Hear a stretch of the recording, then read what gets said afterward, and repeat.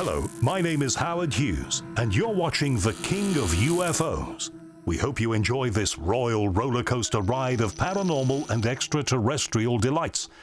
And hopefully, by the end of it, we'll both have learned something. I mean, yeah, there'll be the speculation that UFO, let's say, had landed in Buckingham Palace and all the rest of it. He would have to be an ambassador. It would change our whole perspective on life, wouldn't it? I'd like to think that the king would be the man to meet them because he is head of our state. So just to recap, so Charles is one of 3 pilots, and you said it had a glass dome, is that right?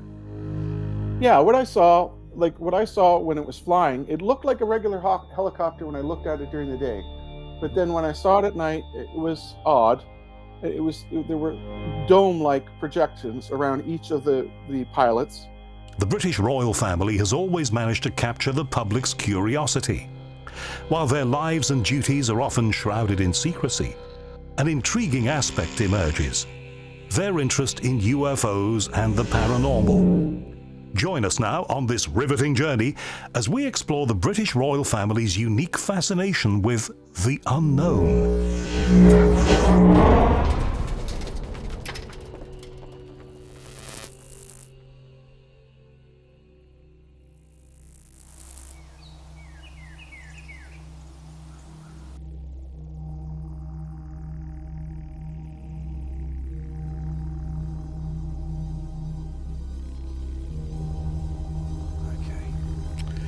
Okay, welcome, Richard. Thank you for joining us. My pleasure. I'm just really interested to get your thoughts on the British royal family and the history of the paranormal. Have the royal family showed an interest? Oh gosh, yeah. Well, you see, the thing is that obviously all of their properties, I would say, are old, ancient. I mean, to quote Longfellow, all houses wherein men have lived and died are haunted houses. So they've got buildings that have got history beyond anything. All of their properties, well, have got ghosts in them. It's as simple as that, and they know it. And yeah, they're into it. I mean, because they've witnessed it. They've seen things, heard things, sensed things. The late Queen, of course. I mean, she saw her namesake, Queen Elizabeth, in the library of Windsor Castle. The King. He's seen the same ghost, Queen Elizabeth. His grandfather, George VI, saw Queen Elizabeth I 8 times in the library before the start of the Second World War. They live with their ghosts, because people do. You see, most people aren't frightened of ghosts when they're in their houses, because they just accept them.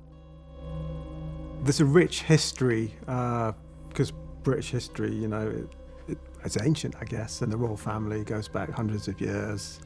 And there's a lot of legends and ghosts in these places like Windsor Castle, Sandringham, Balmoral, as sightings of everyone from Henry VIII, King Charles I, King Charles II, Anne Boleyn, Queen Elizabeth I at Hatfield House.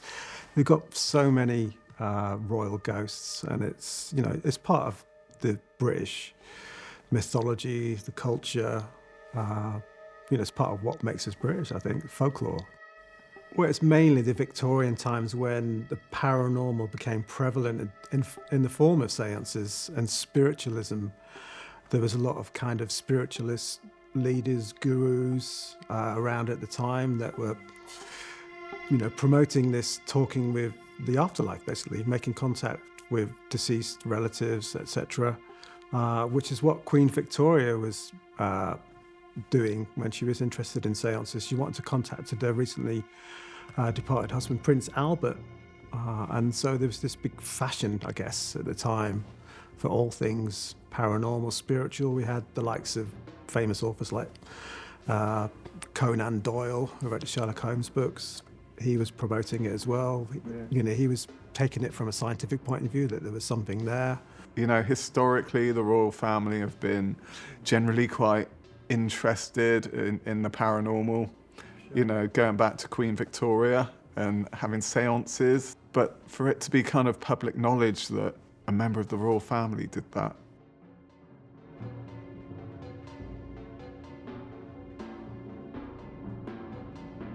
I just wanted to get your thoughts on the British royal family's interest in the paranormal?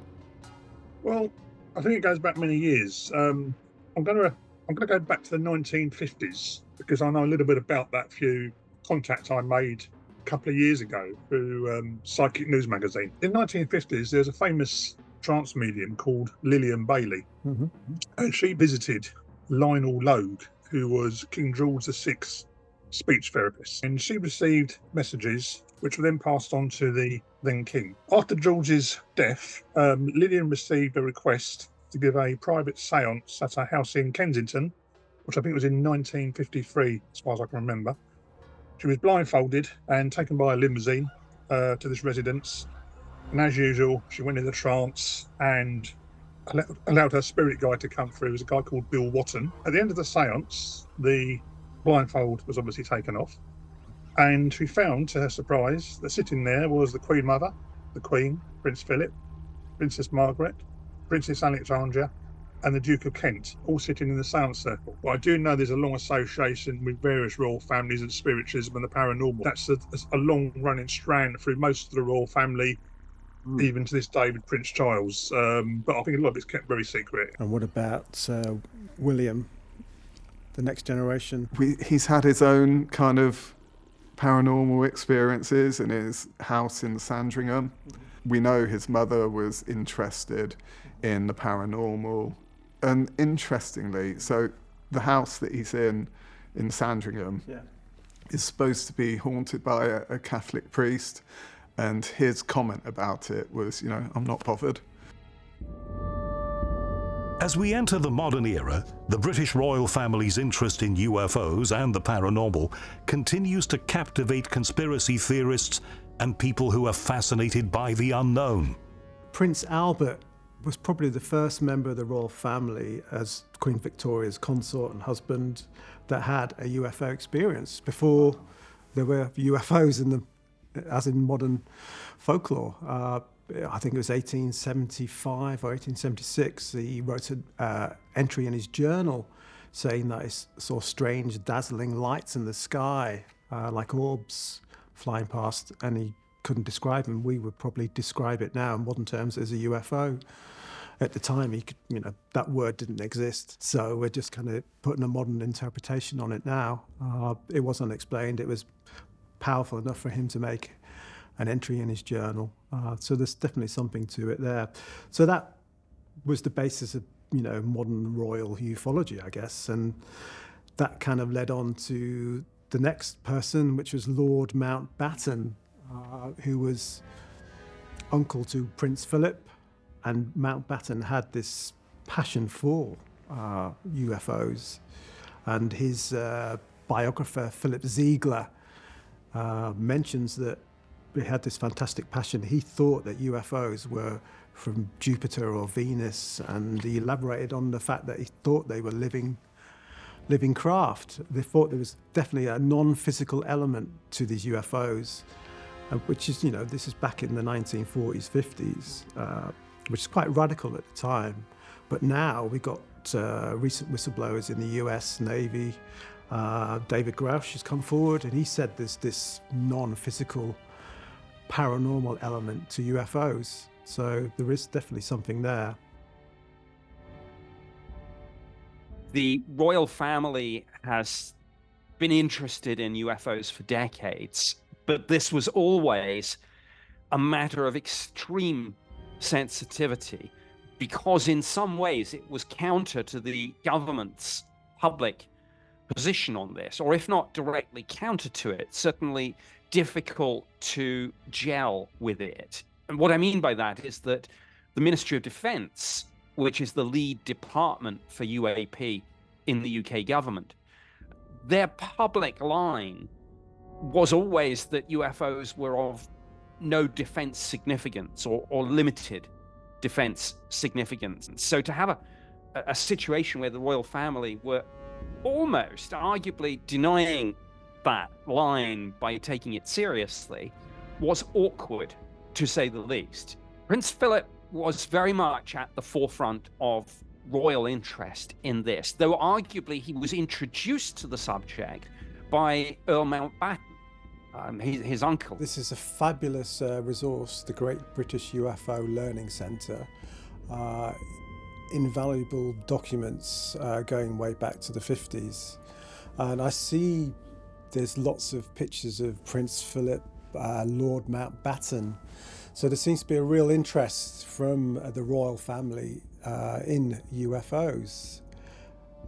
Does that start with Lord Louis Mountbatten, you think? Well, it did for me, because I met Lord Louis Mountbatten back in the 70s. My ex-father-in-law, Chief Petty Officer Ted West, was aboard HMS Kelly, which was actually sunk in 1941, and his skipper was Lord Louis Mountbatten. For many years they had a reunion, and I do know that my ex-father-in-law went there. So, you know, I'm proud of my association with Ted and HMS Kelly.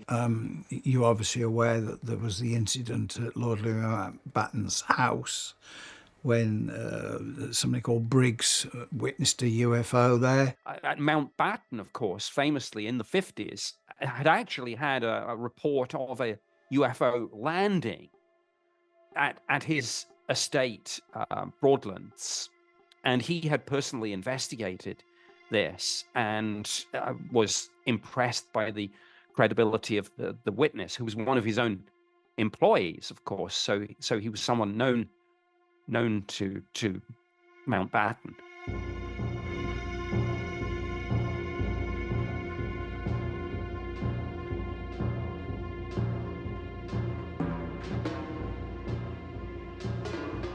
So Mountbatten had this passion, but then he also was lucky enough to have a UFO land on his estate in Hampshire.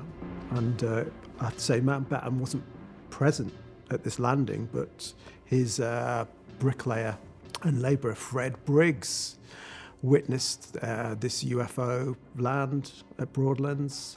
A long ladder came down, and an occupant came out and knocked Fred Briggs off his bike, apparently.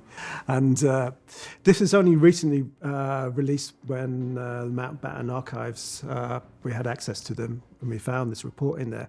And actually Mountbatten had written a testimony about it, swearing to the honesty and credibility of Fred Briggs, who says, I have no doubt, no reason to disbelieve if what he said was true.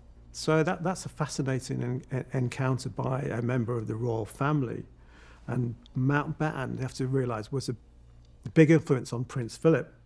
And through Mountbatten's interest, yes, the Prince Philip, the Duke of Edinburgh, became involved. And this was, of course, particularly awkward, because as the spouse of the reigning monarch at the time, and somebody who was perhaps unfairly, but you know, however you view this, was at the center of a number of so-called gaffes, this was a potential scandal.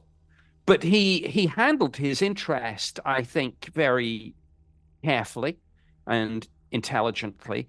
He was always careful to put a little bit of clear blue water between this subject and him. So, for example, when he looked into this, he did so using one of his royal equerries as an intermediary, and that was Sir Peter Horsley. Even this equerry had a meeting with in a Chelsea flat with some person or entity called Janus. Okay, and this Janus said, basically said he was an extraterrestrial here to save us. We were basically destroying the earth, and he wanted to speak to Prince Philip, arrange a meeting so that they could discuss these issues.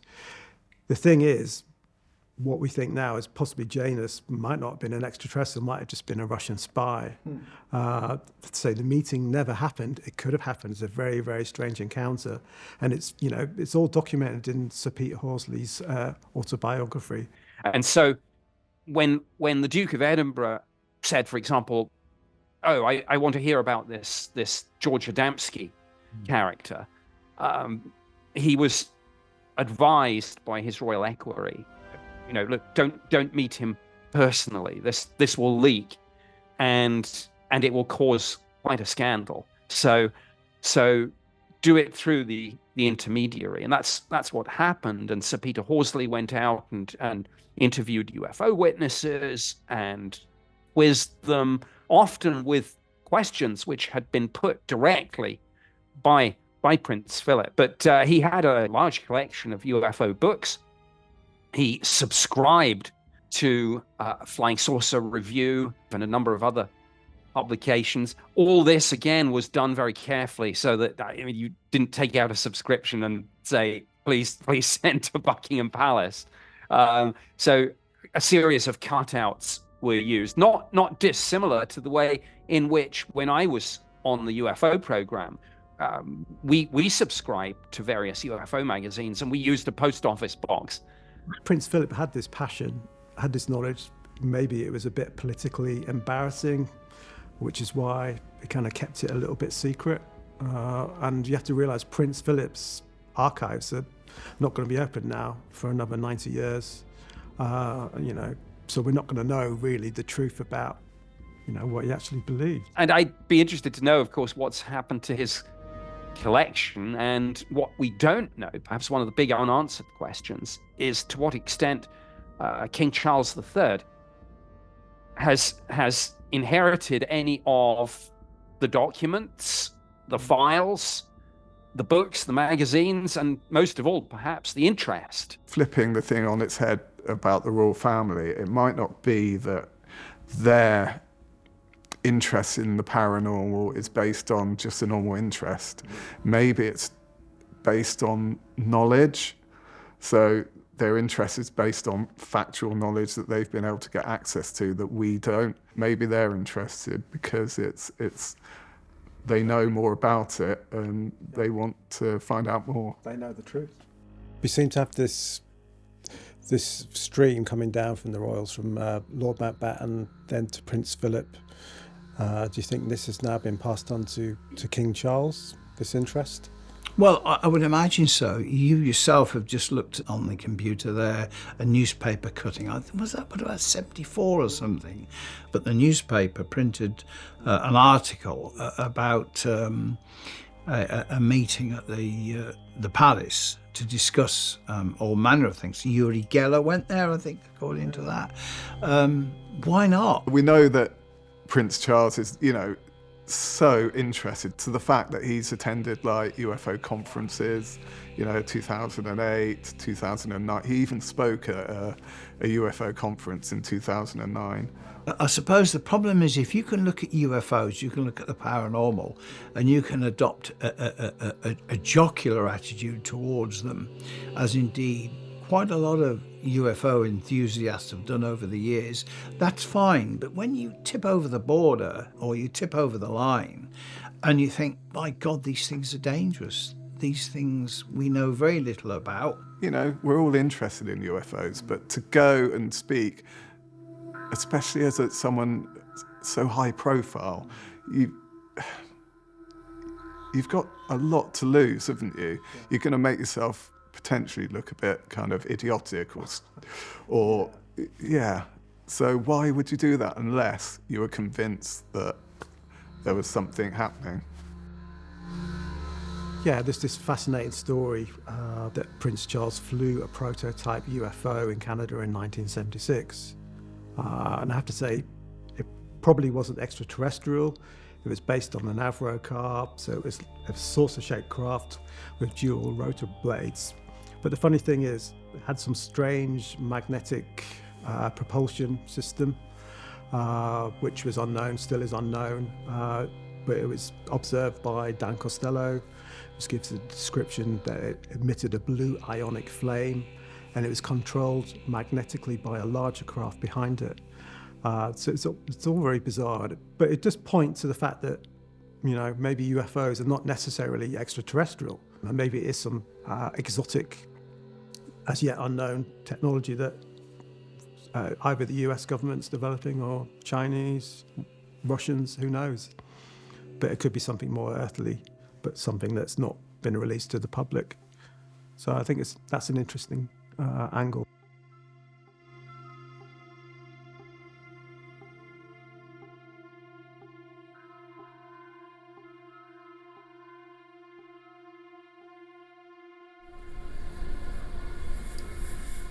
Next, our story definitely goes all the way to 11 on the weird scale. It involves Prince Charles allegedly flying a prototype UFO in Nova Scotia, Canada in 1975. Canadian diver Dan Costello claims to have worked with Prince Charles on a top-secret project called Serpico at a location known as Sandy Point. Yours is a fascinating story. Could you just give us some background on Sandy Point, Nova Scotia, and what you were doing there, really? Sandy Point's a very small village now, but during World War I, World War II, these were some of the largest industrial naval yards that we had on the east coast of Canada. The Royals had a lot of interest there. Through the 20s, they were fabricating these depots around and about in unofficial ways. Churchill had been one of the first Sea Lords to involve himself in this, as well as Prince Louis of Battenberg. So this is the previous generation of the Battens that I knew. Right. In my front yard, I met Max von Batten, who was King Charles's first cousin, and Max von Batten's wife. Some of the projects that Lord Louis Mountbatten had overseen as Black Ops when he first took over the Royal Marines and Commandos in 41. There were sites there that were still under the auspices of Mountbatten. He was still coming and going until 79. I knew him fairly well. I knew them all on first name basis. My parents weren't allowed to know what I was doing with this project. The neighbor was a sapper who had worked on Illustrious with Mountbatten back in World War II. He was overseeing my role and sort of intervening between my parents' authority and the Royals' desire for these projects to go ahead, because there was a couple of the hatches that needed to be penetrated that were too small for anybody else's hands. And they had a bunch of the Germans, they had child divers among them as well. Let's just recap. You were being recruited. Was it Being recruited by the British Navy, was it? Or through? Well, it was the combination of the group. Okay, when I was sitting down, it was Royal Navy, their engineers in the room. They're the ones that are training me. And then who else is in the room is Max von Baden. Then who else is in the room is Prince Philip. And who else is in the room? King Olaf of Norway, as well as Prince Harold, who's now the King of Norway, and so on. There'd be half a dozen of the royals were sitting there around me as they're devising this contract that I'm signing with my thumb. So they wanted to recruit you as a child diver to help them on what were you doing? What they described this to be as royal salvage, and what it was treasures and armaments that had been stocked up from the 7 years in Napoleonic times, all the way up to what was left over after World War II. A lot of the projects did have a security dimension to it. The risk was real, related to the sharks, and also related to the electrical turbine risk. So part of it was me helping save the lives of my family and my community and the royals. But also a part of it was the reward base, that they were dangling a carrot in front of me at all times. And let's just forward on to Prince Charles's involvement in this area. What happened there? Well, I mean, Prince Charles, he was pretty personable when I first knew him.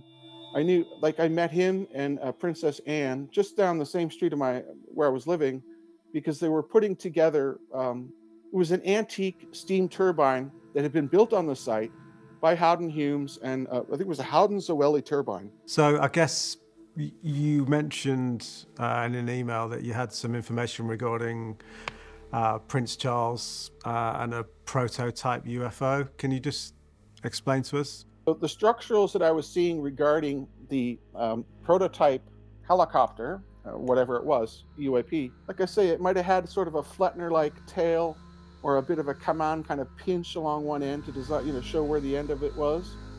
I don't remember seeing like a tail rotor at all. It looked like a helicopter when looking up at it, but it was silent. There was no sound coming out of the thing. And I'd seen Charles come and go there with like commercial rotary craft, regular helicopters. So like I already knew helicopters make a specific sound. I just thought that was quite odd. That was kind of scary to me. I ran away. I didn't know that was the actual craft. They had it out and around that sunset that afternoon. And you say Charles is one of 3 pilots, is that right? Yeah, they were short of engineers, and I think Charles and his engineering crew had been back and forth for some missions to those sections already. They knew the circumstances and the events, the risks, and they had the training, and they were familiar with the craft. What I saw when it was flying, it looked like a regular helicopter when I looked at it during the day. But then when I saw it at night, it was odd. There were dome-like projections around each of the pilots.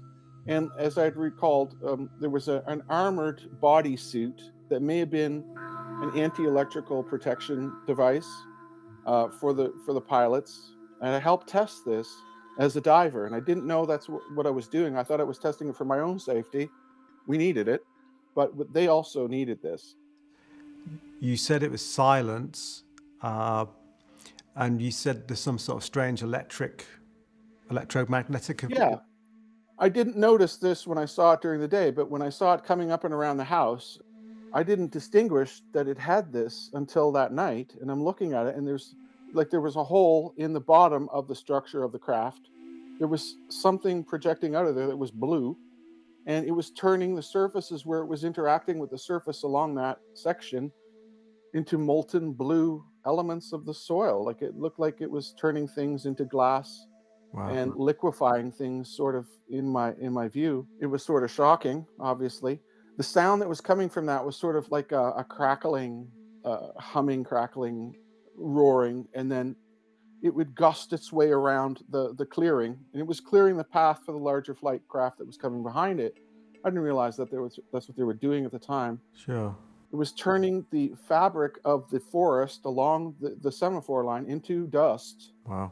And without flame, turning the branches of the trees into black carbon falling onto their surface. I never saw anything like it before or since. And then the next day, there were a bunch of bulldozers that came down to cover it all up.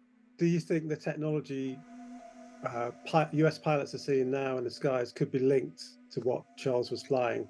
Well, this is what I believe, because I never saw anything like that before or since. It didn't make sense to me looking at it. It didn't make sense that it was flying, because there were periods where the dual rotors were stopping mid-flight, and the thing is hanging in the air.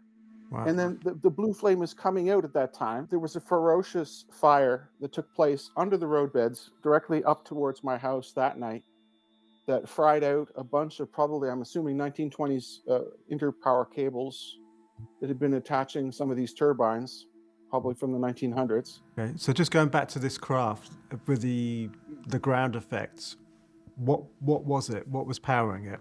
I'm assuming that it's something pretty radically similar to a Tesla turbine. So basically you're saying that Sandy Point, where you worked as a child diver, this has been some sort of secret location that the British Navy government used. You were saying that Churchill was going to use it as a fallback if Hitler was successful. I just want to say this story sounds incredible.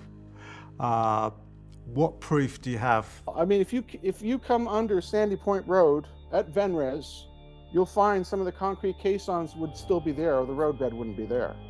These sections were designed, some of them, the size of aircraft carrier cargo holds, and they went along the roadbeds. Some of them were rail line fitted, and they fitted, in 1980, they shut the rail line out, but that would all still be down there. Those sections, I've checked to some of the locals who still live in the area.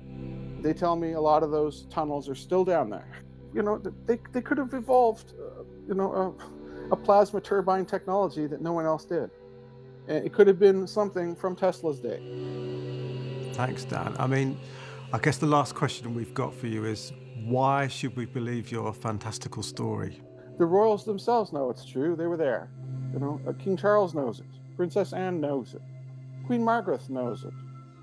King Harold knows it. King Carl Gustaf was there back and forth before he got married.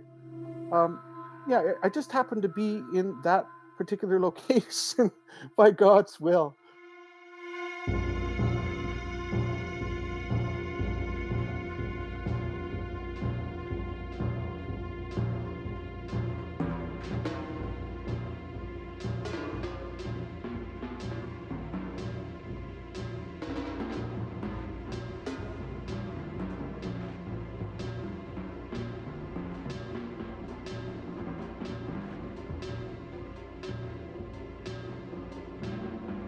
We'll now look at the continuing interest of Prince Philip and Queen Elizabeth II in UFOs and other paranormal phenomena in the 1980s and 1990s. We look at their interest in the Rendlesham Forest UFO incident, which has been called the British Roswell, and also their correspondence with various UFO authors, and claims that they had their own royal UFO and paranormal library. It's an interesting, the correlation between Prince Albert's sighting of orbs in the sky and what happened at Rendlesham Forest in 1980 in Suffolk. It was at RAF Bentwaters. It was a joint US RAF base that was housing nuclear weapons at the time. And these strange lights appeared over the Christmas of 1980, and allegedly a craft landed and emitted some strange messages to the people that observed it. So it's a fascinating part of British ufology, and has been called, you know, Britain's Roswell. It's that big an impact. And you know, people go there now to Rendlesham and they see strange orbs like Albert saw in the sky. For me, the phenomenon exists because so many sighting reports from people, from members of the public, who like us, have no idea, but felt that their reports, their sightings, should be preserved for posterity, which is what I'm trying to do. But yeah, I mean, and over the years, of course, in front of you are a number of letters from Prince Philip then, who was very interested in the UFO subject, who wrote to me thanking me for the books he had. So, yeah, that's... So what books were you sending Prince Philip? Well, volumes 1 to 6, 7, 8, 9, 10, and 11, and probably the Holt book as well. Both the Queen and Prince Philip held a passionate interest in Rendlesham. John Hanson, an author, ex-police officer, CID, you know, a very credible person. He's written books on the Rendlesham Forest incident with Colonel Charles Holt. Charles Holt was the colonel that was in charge of the base at the time these sightings happened, and Charles Holt observed these lights and documented on his dictaphone. And they've written books about it. These books were sent to the Queen and Prince Philip, who wrote back to John Hanson saying, you know, we enjoyed your book, we've added them to our collection. So they've definitely got an interest in Rendlesham. Why? Your correspondence between with Prince Philip and the Queen regarding the Holt perspective, this was about the Rendlesham UFO incident. Could you just give us a bit of info about what Rendlesham was? Rendlesham, it's such, as you've seen yourself, we have vast files on Rendlesham, but to put it simply, it was a series of UFO sightings, unexplained, that took place in Rendlesham Forest at the end of December 1980, witnessed by a number of airmen.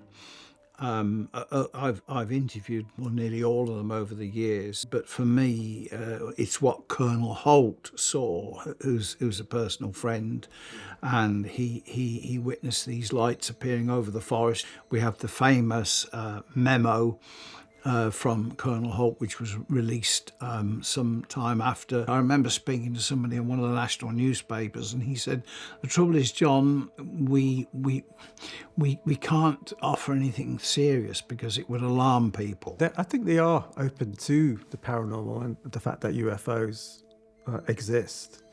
However, they have to be careful because they are heads of state, heads of the church. So there's only so much they can state publicly.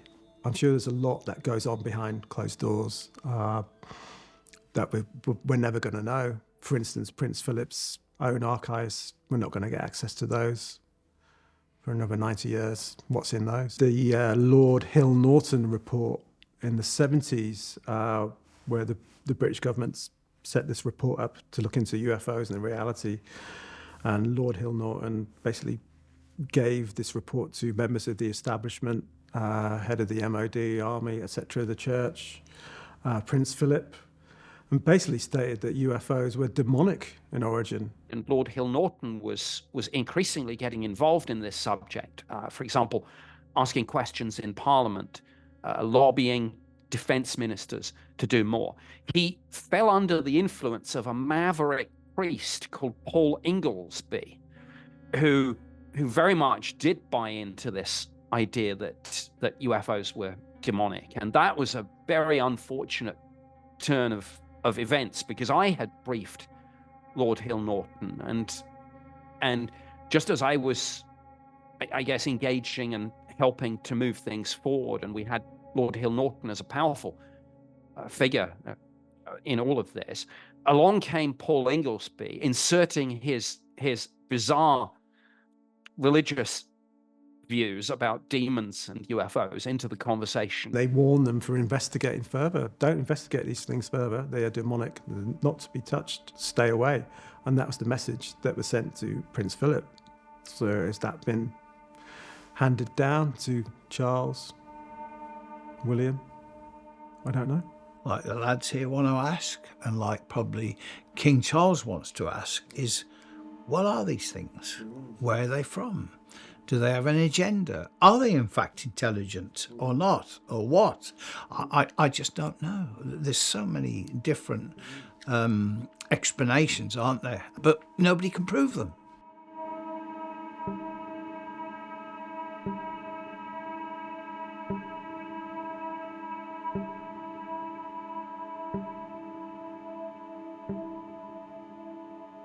Nick Pope talks about an element in the British and US governments of, evangelical Christians who do take a biblical interpretation of UFOs.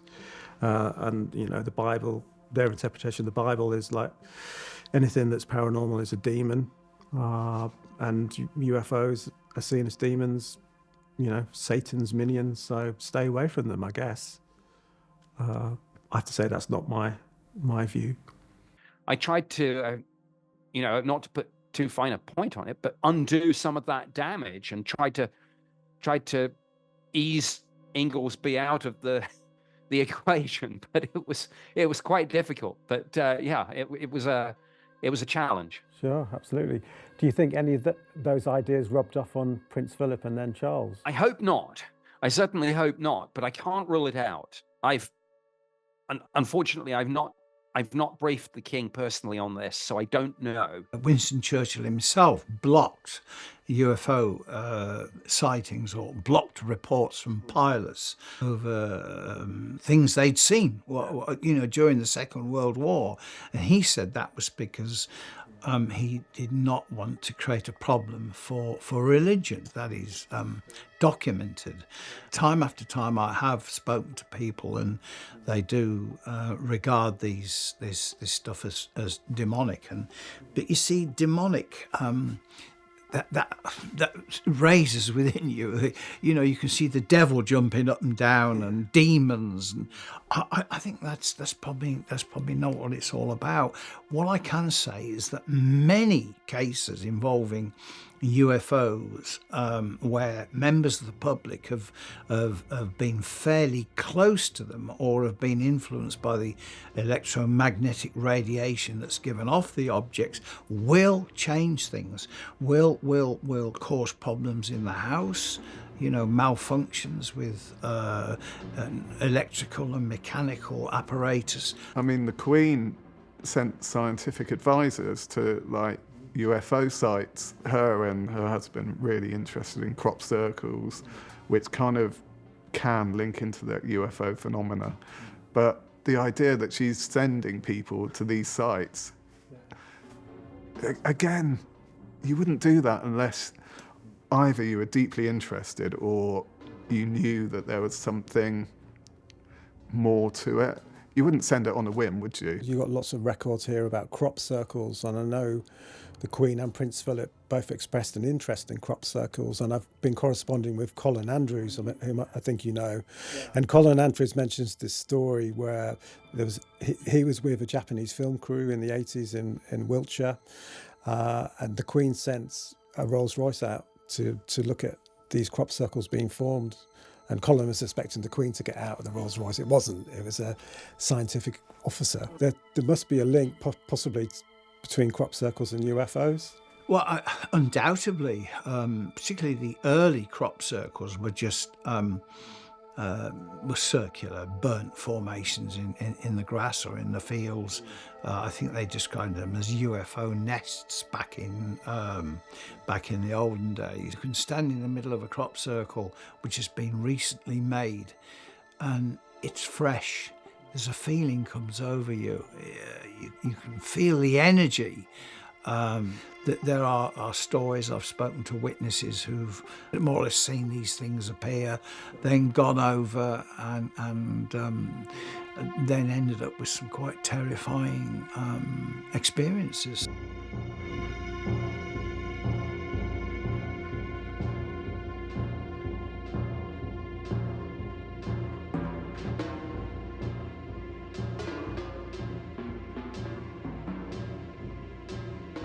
When humans have interacted with so-called aliens, the aliens have always been bringing this message that we need to save you. The planet's doomed unless you change your ways. There's always been that apocalyptic message, and maybe the aliens are here to help us. So I guess maybe that's it. Maybe I know Charles cares passionately about the environment and what we're doing to the planet. So maybe that links in with, possible alien race saving us. I wonder if there's a secret knowledge that's been handed down by a generation of royals. So go back to King James I, Francis Bacon, Baron of Verulam. He was known as, inventor of the scientific method, also secret alchemist, member of the Rosicrucians. The Rosicrucians were supposed to have secret knowledge. I wondered if any of that's been passed down. Yeah, I mean, it could well be. It's almost like ingrained in their DNA, isn't it? And this knowledge, especially, like Lord Mountbatten's library of books around UFOs, paranormal. Maybe there were, other documents that, again, we don't have access to because we're not the perceived elite. We're not. I don't like to use the word Illuminati, but there may be an Illuminati-esque kind of knowledge hub that we don't have access to, but they would. We can speculate that the royal family have had access to knowledge that we don't have. For instance, the Queen is alleged to have requested documents from the Vatican secret archives. The Vatican, headquarters of the Catholic Church, has a well-known secret archive of documents going back thousands of years, possibly, detailing the origins of Christianity and such like. But also there's allegations that they're holding the truth about the UFO phenomena. 53 miles of corridors full of secret documents and items, including skulls of extraterrestrials down in the cellars of the Vatican, and various other things. In other words, they are into, although they believe the world to be 6,400 years old, they are into aliens. They've got an observatory in Arizona. They have an observatory at the Pope's Summer Palace in Rome. The Vatican's always had an interest in UFOs. It's got its own cardinal and monsignors appointed to deal with first contact with extraterrestrials. So it's always had an active interest. So maybe that's because they know more. There is some speculation that they were privy to a UFO landing in Sicily in the Second World War, and Mussolini recovered this. So some say they actually may have a UFO. And of course, the Vatican, an orange saucer-shaped craft has been seen on more than one occasion hovering over the Vatican. There is even talk that the Pope is an alien. I'm not sure about that one. But they know more. They know far more than we realise about what's going on up there. So what was the Queen doing, requesting documents? Was it relating to UFOs? I mean, it's speculation, I guess, but she was requesting access to something, which leads me on to the fact that maybe our own royal family have got their own secret archives at Windsor Castle. You know, there is, you know, millions of documents there going back hundreds of years. Maybe there's some secret knowledge in there about the paranormal and UFOs. Well, I believe that's it. She is obviously a believer, as so many of us are, because my take on this is, you know, are we really so self-centered and bigoted as to believe that we are the only planet in the universe and beyond infinity? Of course there's life somewhere else. And again, the royal family, being credible people, believe it. Aliens have made contact. What happens next? Contact with an extraterrestrial civilization has been made, and after that, there is no turning back. How will the world's leaders react? And what will our own king do to ease his people's worries and fears? How will it impact the world's religions?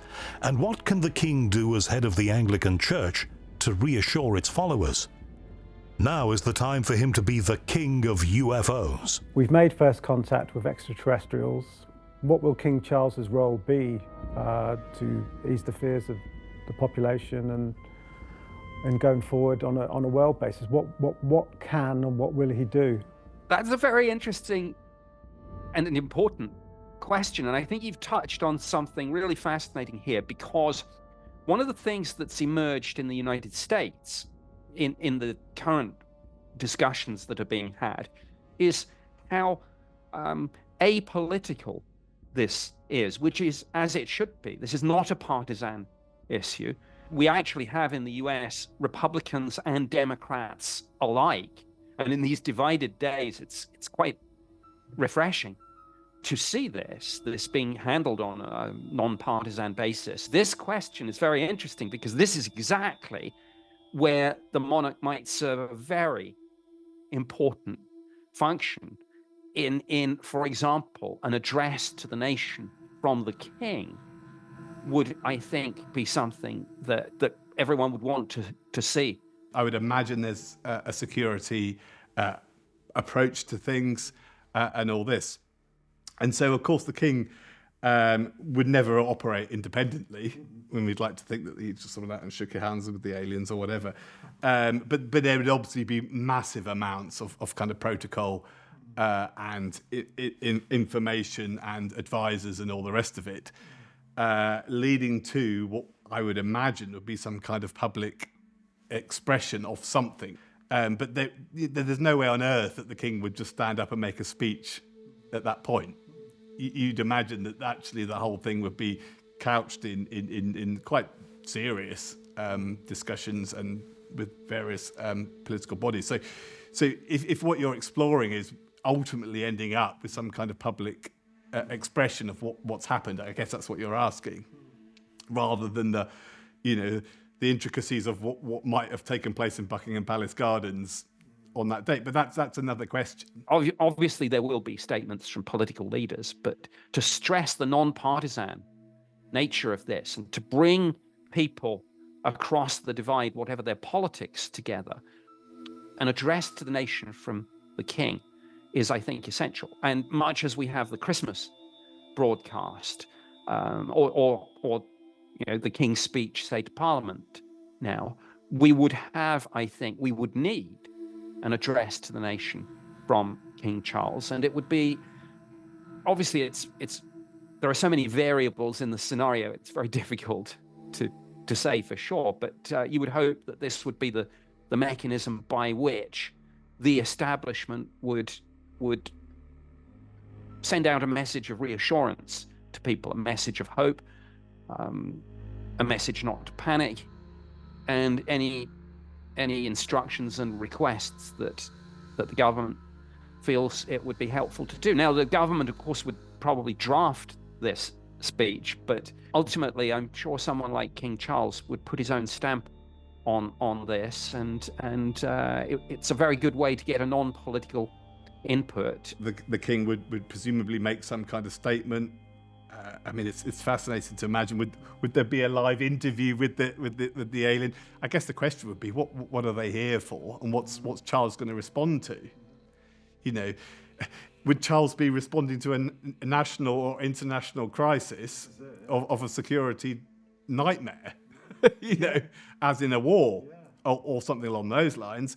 Or is he responding to something that's anomalous and we don't know and we're hedging our bets? Or is he going to be responding to something that has a more positive suggestion? I just hope they never land. I really do. But I'm sure if they did, I'd be honoured. I'd be pleased that the king would play a part in this, because he should do. Clearly, there are religious and theological implications to first contact, however that unfolds. And absolutely, King Charles's position as head of the Anglican Church would be important, as would the fact that the king has previously tried to speak out about the importance of a multi-faith approach in the modern UK. So actually, I think his role would go wider than just the Anglican Church, and he would be one of a number of leading figures worldwide whose words on the religious implications would be important and people would listen to, not just Christians, but right across the range of faiths, and of course addressing those who don't have any faith and they're atheists. It's important that the king speaks for everyone.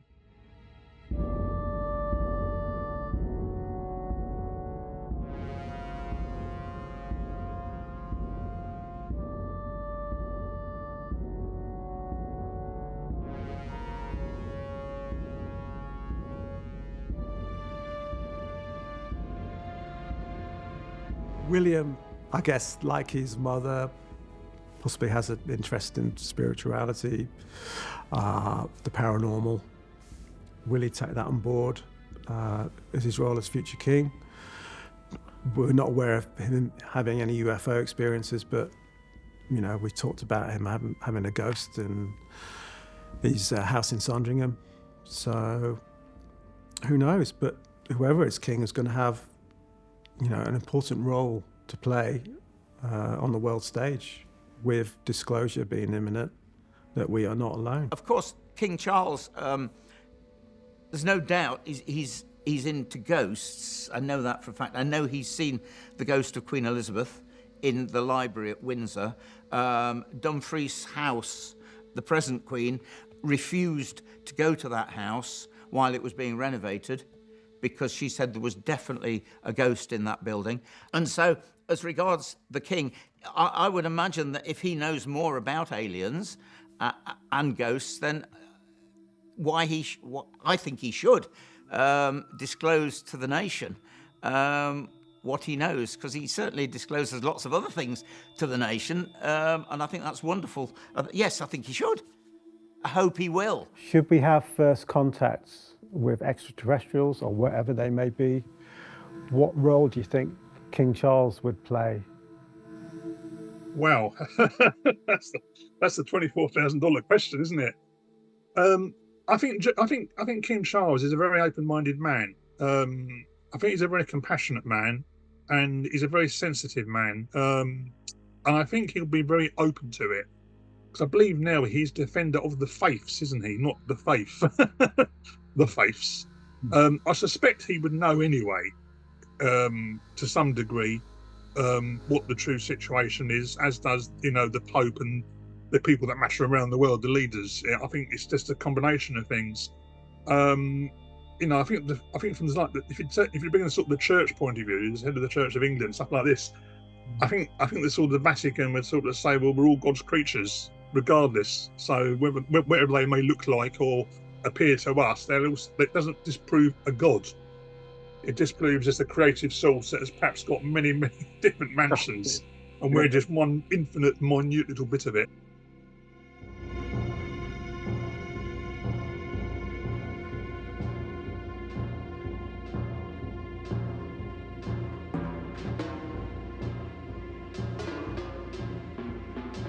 For me, UFOs and the paranormal, it's a bit like a Pandora's box.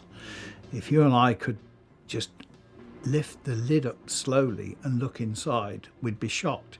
If we took the lid off and looked inside, we'd never be the same again. I just think maybe that isn't the right way. I'm betwixt and between. You want to know the answers, I want to know the answers. Would you really regret having to find out the answer, because it could change your whole way of life, your whole outlook on life? Maybe we don't need disclosure. Disclosure so far have told me very little about, as we said, what these things are, where they come from, what they're doing here. They've certainly been here. We know that, and I think you agree with me. I mean, we are at an apex of weirdness, really. We've got disclosure in the US, that's pushing forward. We've got the CERN Hadron Collider about to explore other dimensions of reality. Our king has an interest in spirituality. He sees himself as king of all faiths, which is a great thing. So maybe he's got to explore what these, where this may end up, and help us through some momentous change that may be coming. There's a role, a really, really important role you play as king. So to embrace that paranormal identity, to embrace UFOs, that's kind of bringing it into the public realm. It's bringing a seriousness. It's bringing a kind of a gravitas to it all. If you've got the king who is standing by it, these people are gonna feel validated, potentially, and more likely to share their stories. The impact that First Contact would have would be massive on society. The fact that we are not alone, there's probably a more intelligent race out there. How does that affect us, our place in the universe, our place, if you believe in God, with God? There's important, spiritual aspects of First Contact. Will the aliens bring their own gods? Will they bring no God?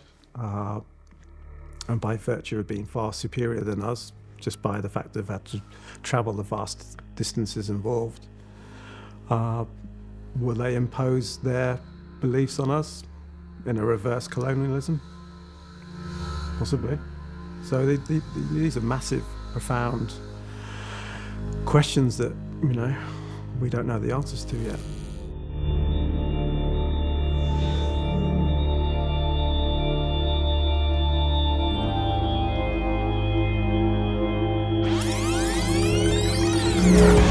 He's the king of UFOs.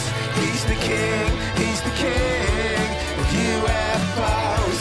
He's the king of UFOs. David Crouch is heading south to a place where we don't know. He's down on one knee and he's taking tea with the king of UFOs. He's the king of UFOs. He's the king of UFOs. He's the king of UFOs.